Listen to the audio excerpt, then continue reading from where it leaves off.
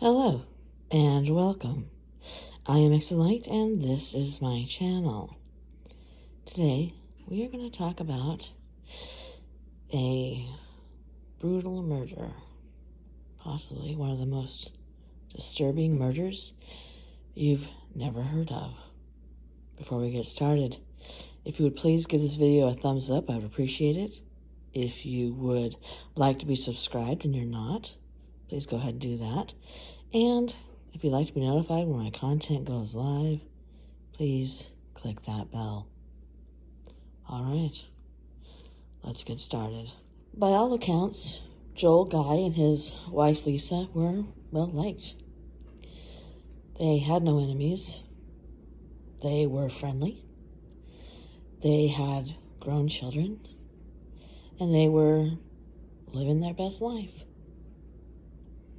Then, in 2016, Joel and Lisa hosted what would be their last family Thanksgiving dinner in their home in Knoxville, Tennessee.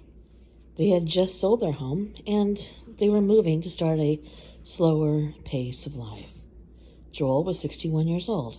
He was an engineer who was ready to retire.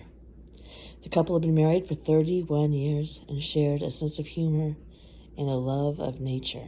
On November 24th, Joel and Lisa, who was 55, opened their home to his 3 grown daughters from a previous relationship and their son, Joel Jr., who was 28 years old. Joel Jr. had traveled from Baton Rouge, Louisiana, where he was attending Louisiana State University. He had been taking college courses for more than a decade. He'd never had a job, and he was supported financially by his parents. But that money supply was about to end. Joel Sr. had told his daughters that the following month, when Joel was home for Christmas, they were going to sit him down and tell him that they were no longer going to support him. He said it was time that his son stood on his own 2 feet. The family celebrated Thanksgiving on Thursday, and everything went well, and Joel returned to Baton Rouge on Sunday. Then, on Monday, Lisa failed to turn up for her administration job and wasn't answering her phone. Her supervisor alerted the police and requested a welfare check. Police then went to the house and entered through a garage door. The first thing they noticed was the temperature. It was freezing. And I mean literally freezing. The thermostat had been set to 32 degrees. And some of the officers then recognized the stench. It was a mix of chemicals and decay.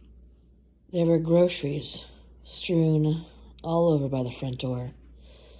Wallets were left out, and there were blood stains on the walls, the carpets. There was piles of blood-soaked, shredded clothing.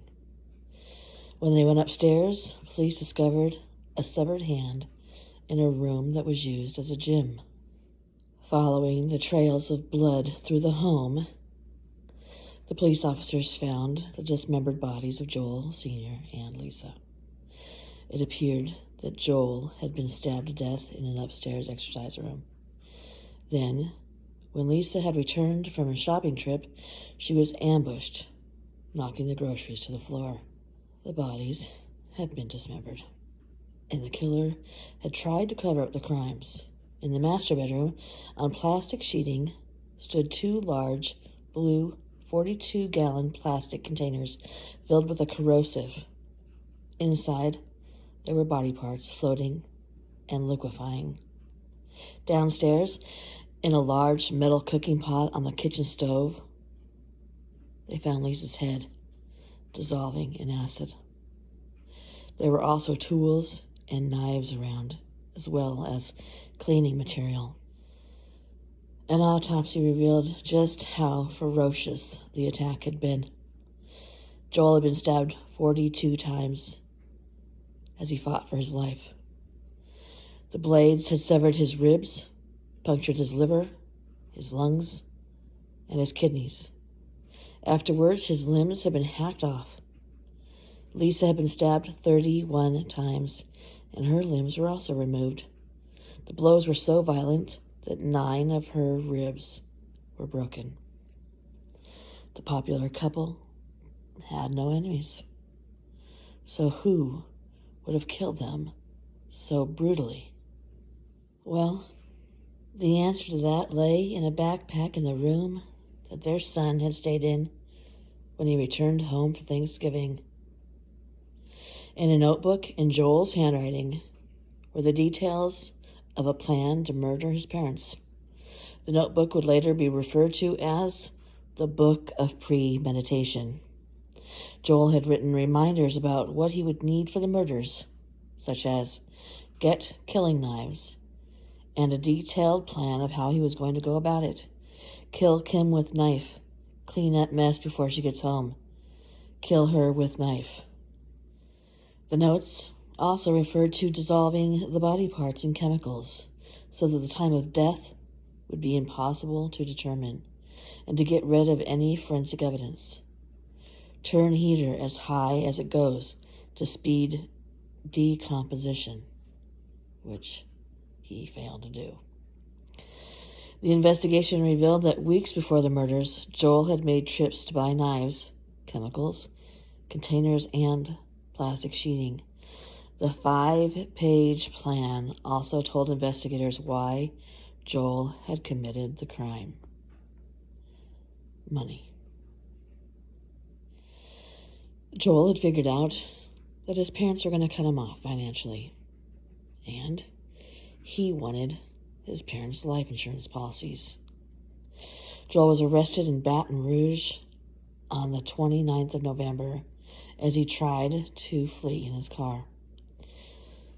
When police caught him, he had deep cuts to his hands and a meat grinder in the trunk of his car. In his notebook, he'd made the note, bring blender and food grinder, grind meat. At his trial in September, the prosecution argued that Joel had killed his dad while his mom was out shopping on November 26th, which was a Saturday. During the killing of Joel Sr., there had been a struggle. It was indicated by torn blinds and blood all over the walls. 2 large knives had been left by an overturned machine. Lisa had been next. She dropped her groceries as she entered the house. She was attacked with a knife and killed. Then her head was cut off. Prosecutors said that Joel had planned to burn down the house, but he had cut his hands too badly during the attack. Video footage at a store showed him buying first aid supplies on the afternoon of the murders, and then he later sought medical attention at a clinic in Baton Rouge. The court was told that Joel took what money he could from his parents' bank accounts before returning to Baton Rouge, where he planned to wait for the proceeds of the life insurance policies. Prosecutors described the vats of body parts dissolving in chemicals as a diabolical stew of human remains. They showed the jury sickening photos and a graphic 30-minute video of the crime scene. An expert said it would have taken substantial time and effort to dismember the bodies. Joel was seen smirking and yawning as these details were given to the court. With the 5-page record of Joel's intentions, written in his own words, they gave details of how to dismember and dissolve the bodies and how he would reap the financial rewards. In a section entitled Assets, he wrote about hiding his father's body and inheriting his mother's $500,000 life insurance. He wrote, "Money, all mine. I get the whole thing." The defense argued that no fingerprints had been on the journal, suggesting that it might not have been Joel. However, it was hard to dispute the handwriting match or the details about Joel Sr. and Lisa that only their son would have known, including her life insurance policy listing her son as the beneficiary. Joel, who is now 32, was found guilty of 2 counts of premeditated first-degree murder, 3 counts of felony murder, and 2 counts of abuse of a corpse. Joel sat with a blank expression on his face. Joel Sr.'s daughter, Shandice Fink, described her dad and Lisa as wonderful people who had loved her half-brother. She said that they were larger than life. They were so happy and really such good people. She apologized to everyone involved in the case at having to see the scenes inside the house. I am very sorry that this evil has come into their life, too, she said. Joel Sr.'s other daughter, Michelle Tyler, said she'll never forgive her half-brother. I rest easy knowing that God is okay with my choice not to forgive someone who has murdered my parents. Joel was sentenced to 5 life sentences with a chance of parole after 51 years. He awaits a hearing to decide whether the sentences will be served consecutively.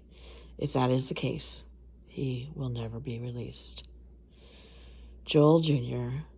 meticulously planned the murders of the parents who had supported him for years and were trying to encourage him to stand on his own 2 feet. And that's how he repaid them. Thank you for coming to my channel. Like I said, if you would please give this video a thumbs up, I'd appreciate it. If you'd like to share it with people who are interested in true crime, that would be great. If you'd like to be notified when my content goes live, I'd appreciate it. And you can click that bell. And if you'd like to be subscribed, please go ahead and do that. Good night.